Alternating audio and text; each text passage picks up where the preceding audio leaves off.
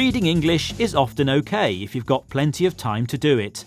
But in a reading exam, it can seem as if time isn't on your side. Here's examiner Mark Shea. The way most reading exams work is that you have a lot of reading to do and very little time to do it. Time is more important perhaps in reading than in any other paper. So there's no time to waste in a reading exam. But hopefully our top tips will not make your next exam feel like a sprint. The first thing to do is to familiarise yourself with the structure of the exam.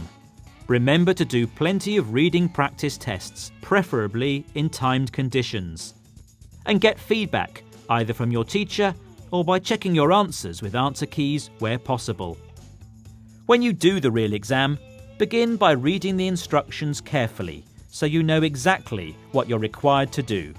One suggestion is to start with the reading section that you found easiest in the practice test. Then you'll have time to focus on the sections you find most difficult. Other people suggest the opposite. You choose which way works for you. Just don't spend too much time on any one section. The clock is ticking. This is how one student approaches her reading exam. When the paper comes, I read first the questions. I try to read the whole things and try to construct how I answer those questions. So it's a good idea to read the questions before you read the texts, so you know what to look for.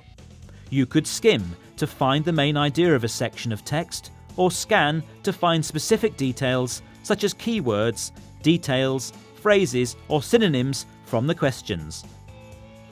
Attempt to answer all the questions as long as there's no penalty for an incorrect answer. And make sure you leave some time at the end to check your answers. Good luck!